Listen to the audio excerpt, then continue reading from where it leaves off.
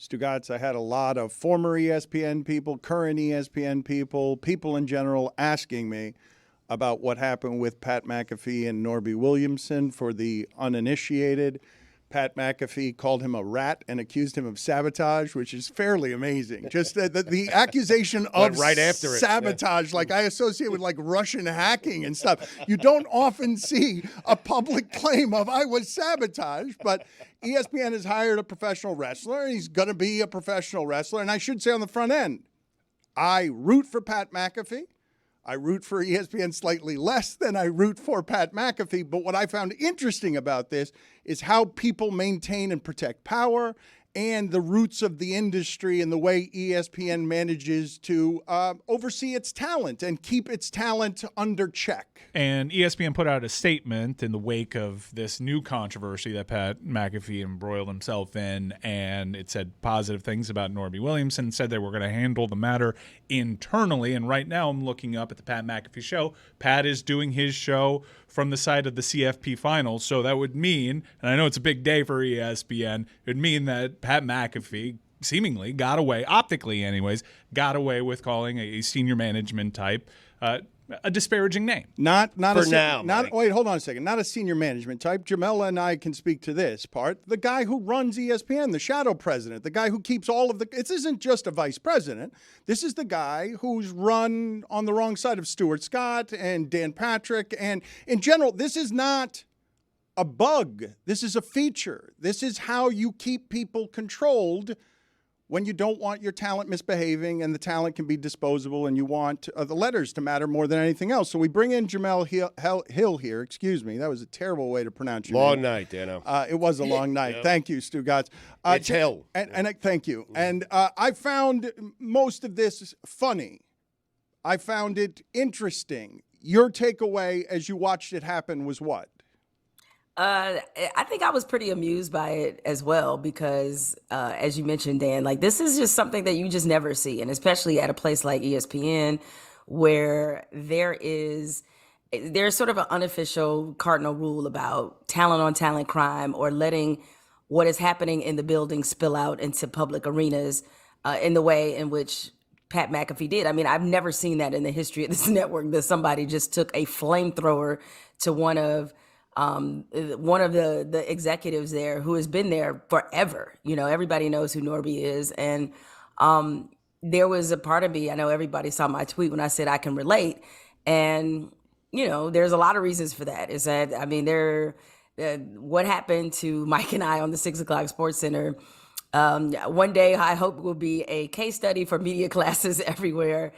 And certainly toward the end of our time there, we experienced a lot of what Pat McAfee was talking about. And so that is the part that I could certainly relate to. But yeah, I mean, it's just, the thing is, where did they go from here? Because you have somebody, and as much as they try to create a separation between themselves and Pat McAfee by saying like, this is his own outfit, you know, they're sort of just renting the property and giving it a platform. It's like, it's on ESPN. People know that this is your show. So trying to have these kind of, trying to make it seem like there's some nuance there where the average person understands that, you know, how this business arrangement works is kind of, you know, a bit of a fallacy. So if you're a talent there at ESPN and you've seen this happen, that is going to probably give you a little more sense of empowerment, thinking that, okay, so the next time that something happens that, a conflict sort of spills out, and particularly dealing with this person in general, or really anybody there that's an executive, criticizing the company publicly is now open for business. Because if they don't do anything to Pat McAfee, and I'm not even suggesting anything should be done to Pat McAfee, but the reality is that this is setting a precedent in real time.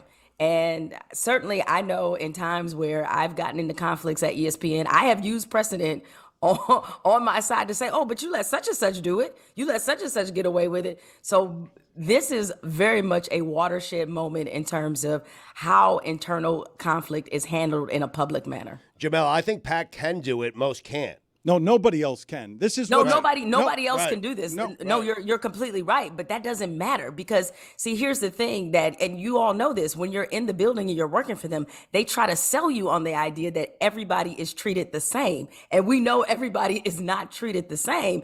And what this does is that this is going to give somebody down the road a lot of leverage in terms of how they have maybe dealt with some of the conflicts that have arisen there. And no, it's true. Like everybody we know is not treated the same.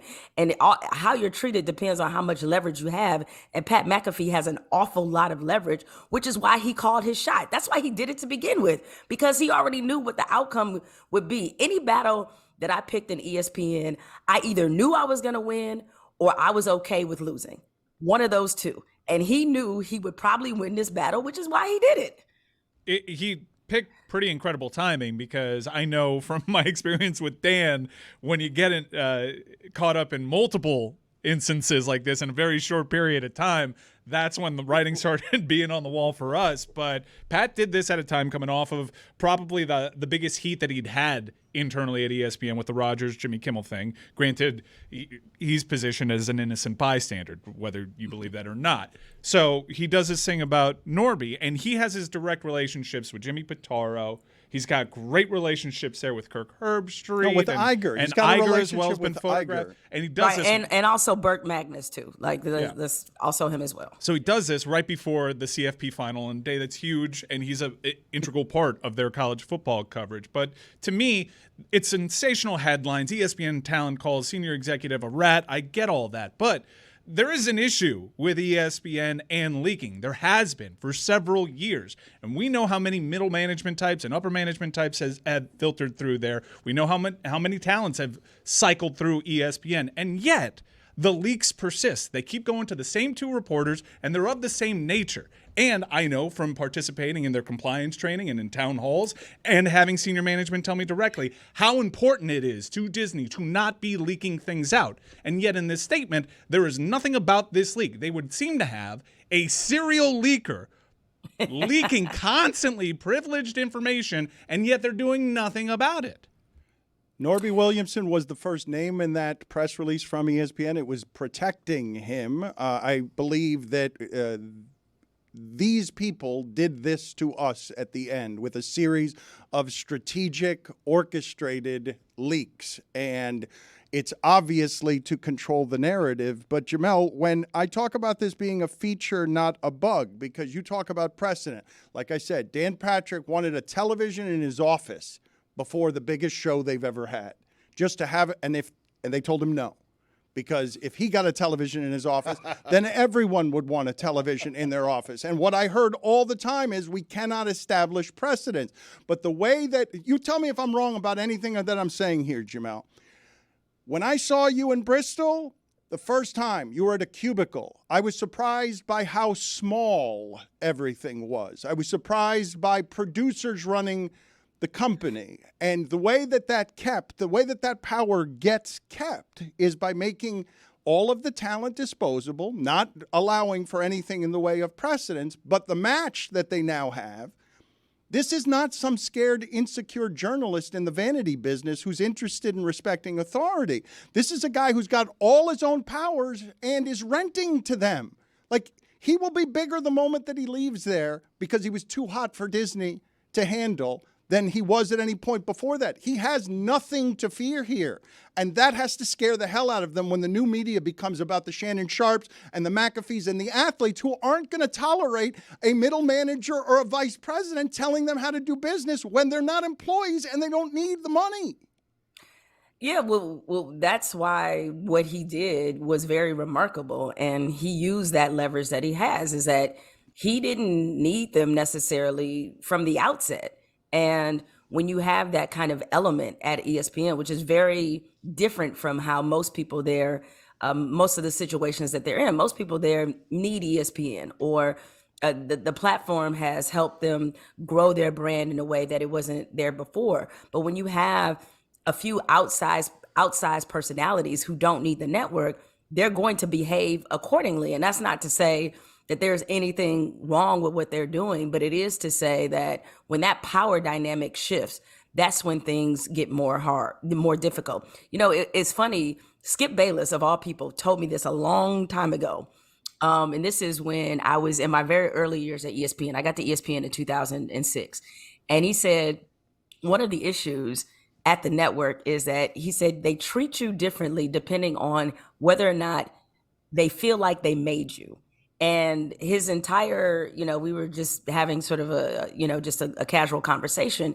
And what he was basically saying is that, like, the people there that they feel like they are directly responsible for how their careers blossom, they tend to treat a certain way, versus the people who they know they're not so attached to being there, or the people who know that they didn't make them, that is, you get treated a little bit differently because you're going to carry yourself a little bit differently. There's a lot of people there who can't imagine their lives and careers without ESPN. I was always somebody who could. ESPN was never going to be my final resting place in this business. And so while the brand meant something to me and being there meant something to me, and I took pride in my work while I was there, ESPN was not the end all be all to me. And I think what happens is they have so much leverage over so much talent that is there, that there is this sort of fall in line that gets done there. And so a lot of times, and I'm sure this is why you heard from people outside of ESPN who no longer work there, and people even inside the building. So when you see a Pat McAfee that comes on that is a huge glitch in the matrix, you sort of perversely cheer for this type of conflict, because I laughed. I mean, that was my very first reaction. I laughed so hard when I saw that, like, oh yeah, this is about to get very, very interesting. Listen, I love Jemele Hill, but I don't understand why you guys keep talking about leaks. I mean, who cares? Everyone talks. Everyone's got a big mouth. Like, all right, life goes on. More importantly, Lily Gladstone, Killers of the Flower Moon, Best Actress, Team Marty, great win. And Paul Giamatti, The Holdovers, go see it, Best Actor. I love seeing him. I hope everyone sees this movie. Enough about the leaks. Go support cinema. I know Jamel's all in on Ava DuVernay's new film, Origin, coming out next Friday. It's fantastic. That's all I got to say, okay? I don't understand how he ended up on here. How did he end That up is here? okay. I don't understand how was he just waiting in the shadows? Anti-leaks. I'm Curious. It is. I mean, leaks. I mean, I wanted to take a leak when Joe Coy was talking during the Golden Globes monologue. That was terrible. That's one of the worst monologues I've ever seen in my life. That's when I wanted to take a leak. Now, while we did that last segment, Pat McAfee started his show, and he spoke on this, so I feel like it's fair. I don't know if this is an advancement in the story, but this is what he said. Pat McAfee, quote, doesn't take anything back that he said about Norby Williams, but insists his relationship with Norby Williams' son. And I heard your Norby voice tremble as you said it. What? I can Are kind of you understand. now just officially scared of reading around here? I don't Is that love it. What's happened? Don't take anything back I said about Norby Williamson, but insist that my relationship with ESPN is strong. So not really an advancement there. Just kind of not taking back what he said, but just kind of standing pat. Let's talk about this, okay? Because the ESPN statement was how successful, that no one cares about the success of ESPN more than Norby Williamson. And I will tell you that Norby Williamson, like I mentioned before, is the shadow president of the content. The way that it has worked, in my experience, I wasn't there the whole time, is that the real power at ESPN resides with the CEO, Skipper, Shapiro before that, Pitaro now. The guy dealing with the billion-dollar deals is the real power. And then there's a gulf of difference between executive number one and executive number two, where the second executive is just keeping the trains on the tracks because they've got a lot of channels, a lot of content. And if you could do that without headlines, you have succeeded. And Norby Williamson has succeeded for many years protecting SportsCenter, protecting the brand. First conversation I had with an executive of any kind at ESPN before working there was that executive telling me again and again how important that brand was. Brand protection. Brand. After which I told him, I don't care about your brand. I don't care about that. So it's not going to be governing what it is that I do. But what you're presently witnessing is a person with an unprecedented power in forcing the press release on them where they defend the executive and the way they do business, which is purposely, like I said, feature, not a bug. Keep talent disposable. Keep it so it doesn't feel too powerful, keep headlines away because it's a production company. I know it's the largest thing. It looks like a large thing, but it's a place run by producers, and the producers know how to protect that power. And one of the ways that the power is protected is by making sure that talent gets only so unruly.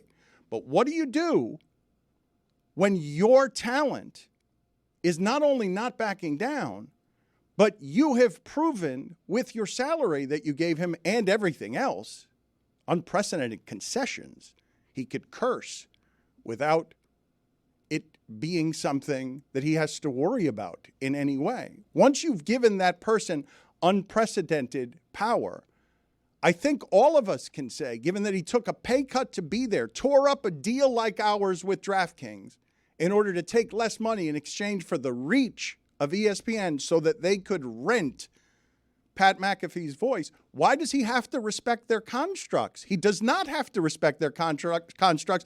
And I think that's where you get into a difficult spot where the producers aren't going to actually be able to control him.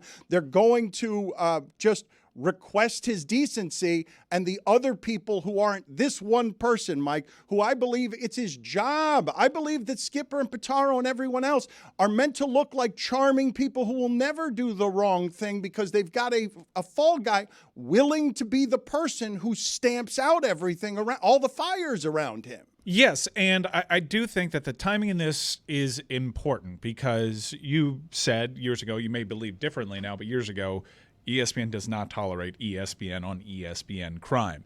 And in Pat's case, it was ESPN on corporate Disney crime because you had a scenario in which ESPN is paying one guest that reported $1 million to appear on another guest show who they pay tens of millions of dollars to take out essentially a talent that they've paid hundreds of millions of dollars to. And you would think, while caught up in all of that, he would lay low. But he decided, just mere days removed from the original Jimmy Kimmel controversy, that he was going to call Norby Williamson, who above all at ESPN, and he's had an unbelievable climb over there. I believe he began as a PA on SportsCenter. He has survived. He has survived different administrations, different presidents over at ESPN. He is a survivor, as we know from our time over there. That is a mighty big swing that you're taking, and that is a mighty disparaging remark and a serious accusation, to which I am again confused as to why. Throughout all the years, they still have a leaking problem. We had Andan who minimized it, but he was also caught up in a leaking controversy. Fired for it. Yes, and I think per the settlement, maybe a little exonerated from it. But it is a serious accusation. We've sat through the Mark Hamill compliance videos where they go through this, and yet the leaks continue. And I don't think nearly enough is being done about that. I think Pat McAfee is right to say. Now, there is a plot hole in what Pat's saying, because he accuses this executive in question, Norby, of being the only person that has access to, being one of a handful of people that has access to these numbers and the accurate numbers. And then in the same breath saying that the numbers are inaccurate anyways. So why would someone leak out inaccurate numbers if they had access? How would you know they had access to the accurate numbers? That's a conversation for another day. Maybe it has something to do with mobilizing a spin strategy. But Norby has always survived, and he's always won these battles. But a talent like Pat McAfee hasn't rolled through there in a long time. Not with this power. Not with this power. Not with power that the direct relationships are above Norby Williamson in the corporate hierarchy. Can I ask the question that everyone listening to this is afraid to ask? Is Norby short for something? I don't know. Either way, not a huge fan of the name. Put it on the poll. Are we still making Norberts? I was wondering when Arthur Smith was let go, are we still making Arthurs? I can't imagine naming a baby right now Arthur. But Mike, I mean, he's being fired by an Arthur. You mentioned That's two Arthurs, Dan. Well, they're both older, though. Like, can you picture like a Arthur born in 2023? Well, Arthur is a name that comes from money, and that is a situation that Arthur Smith found himself in. And just wait till his dad hears about this. You cannot imagine a baby Arthur. None of us can Unless imagine. it's the third, I think that's what Mike's implying. Yes, you can only be an Arthur these days if there are Roman numerals following the last name. I will put this to you, and I've had difficulty talking about all of this publicly because anytime I talk about this, somebody hits me with salty or bitter when I just find the power protection dynamics to be hugely interesting. But when Mike talks about the leaks, because I was hurt by the information that kept coming out in papers before it got to me at the end, where I kept getting surprised by things that were obviously being leaked. But you've got it wrong, Mike. ESPN does not have a problem with leaks. They have a problem with leaks from us. The other leaks are purposeful. The other leaks are done so that they can control the people that they want to be controlled. On these errors, I've deduced it doesn't take a genius to figure this stuff out, and Pat had his own theory, which is in line with some of the earlier theories that you might have heard. Yeah, it's a double standard there because we've sat through. I've sat through a town hall meeting where Norby Williamson himself underscored the importance on the heels of Adnan's thing, underscored the importance of not leaking. But what is the convenience here? Why would what does that person have to gain? The leaker in question, not necessarily. I'll tell Norby. you. I'm going to. What do they have to gain by doing this? I'm going to tell you right now. For example, okay, an example, and I can give you a bunch of them. But when Mina Kimes signs her contract and all of a sudden becomes a politicized avatar for how is it that you would pay someone who isn't hand in the dirt football player experience this amount of money to talk about football on television.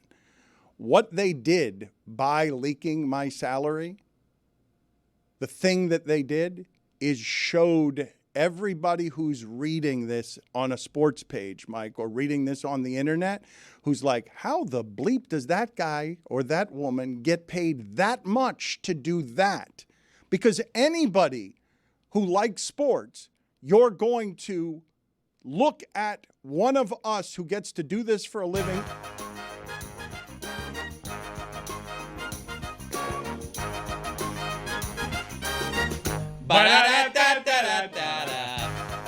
How did that happen? I thought, where's the box? It happens randomly. I got it back here, Dan. I got a topic for us. Wait a minute. I don't need a topic. The box is right here. The box. Okay, is go here. ahead. I don't understand why we're stopping now. I don't understand either. You don't control it. Yeah, I It don't just- control yeah. it when it happens. You know. Please be current. That one looks like a good one. It's not. Kinda early Super Bowl predictions. Ooh. Not kinda early. I got a couple futures here. Look, there's no doubt in my mind the San Francisco 49ers are making it to the Super Bowl, and I probably just jinxed them, but so I have a future on that, and I have a future like exacto matchup. San Francisco 49ers winning the Super Bowl over Can I blank. guess? Can I guess? Go for it. You have the Browns. I have them as one of them. I like the Browns and Bills in the AFC. I was just looking at all the playoff matchups. There is not a single game that you know the result that's going to happen. I swear, in the first round, usually the 2 versus 7, like these games are usually, there's no contest here. Every single matchup. The Steelers are going to lose. Even the Steelers. That's probably the biggest lopsided one, but like Billy said, I think TJ I can Watt see thing. it. You can see Pittsburgh winning at I can Buffalo. see it. Are we all universally on the Niners to win the NFC? No. Who do you like? The Rams. Whoa! Rams are sneaky good. Whoa! Would you be shocked if the Packers beat the Cowboys? Sean I would McVay. not be. I would love that, especially to happen to Mike McCarthy. Dan, who do you got? Jessica, wait a minute. That's my analysis. I like Kyron Williams. I like Puka Nacua. Yeah. Sean McVay, been there before. Da-da-da, Knows what he's doing. da-da-da-da-da. Da-da. I Nailed it. have 14 seconds left in this segment. To and give us your Super Bowl matchup. there was something else I was kind of early Super Bowl matchup. trying to talk about. Who do you like? I like talking about what I like talking about.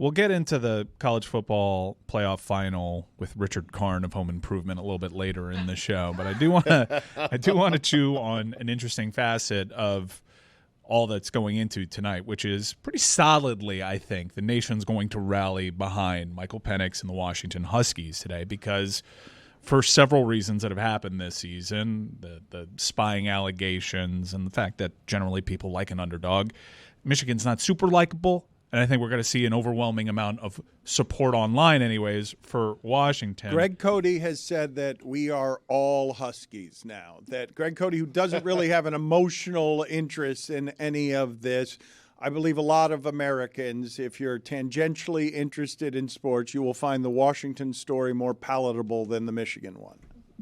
But also more motivated by hate and disdain for what Michigan's allegedly done this season. And I want to seize on that because Michigan has been motivated by hate, I think, to get to this point. They were trounced by Ohio State for several years. Urban Meyer famously never lost to Michigan. And they're finally there. There's a team that had a split national championship in 1997, but for much of the new century hasn't mattered the way that they've mattered over these last few years. And the Jim Harbaugh era over there didn't get off to the easiest start. There was questions as to whether or not he could survive at Michigan. And I find that interesting about college football, in that with very few exceptions, you have these dominant teams. Alabama, you had Florida have its run, Ohio State have its run. The bitter rivals of these programs do whatever they can to get to that level. Not so much because it's a goal of theirs, that's everybody's goal, but mainly to prevent the other team from doing it because it's driving them crazy.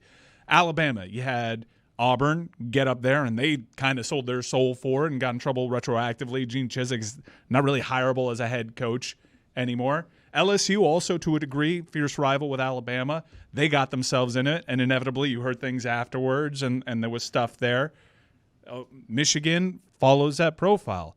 Texas saw Oklahoma do it. Texas in the BCS era does it. Honestly, it makes me really think poorly of what Miami's done and what UCLA's done because they've had their rivals have success. FSU saw what Florida was doing, desperate to chase them. Georgia saw what Florida was doing, desperate to chase them.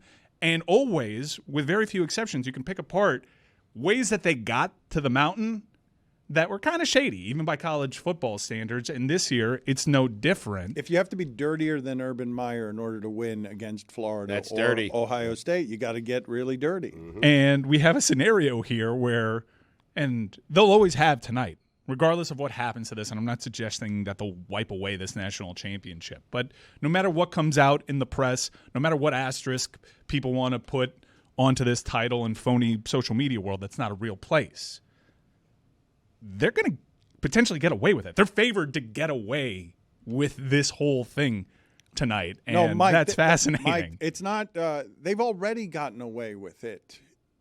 If there are no consequences while it's happening, Right.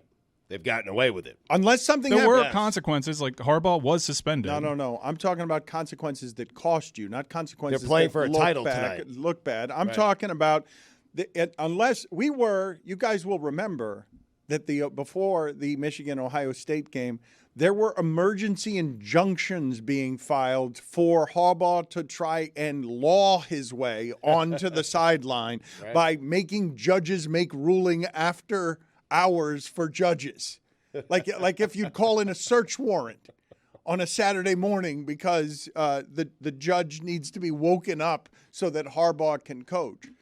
The idea that Michigan is playing this game and gets this game with a coach who's missed half their games for malfeasance that's hard to prove is them getting away with it already. There is nothing that will stand in the way between them getting tonight as a night, even if they lose, as a night, they get it over every possible infraction that they have that will not matter. Are both you guys saying if it's vacated 10 years from now? They're never going to be able to take away this night. It's this night will ring eternal, but it also doesn't often work out. Blake Corum had NFL prospects. Jim Harbaugh tried his damnedest to have NFL prospects. You don't often see considering the beatdown that they suffered. Well, it ended up being close, but they lost to TCU. An embarrassing loss considering how the national championship game went for TCU, where key essential figures come back.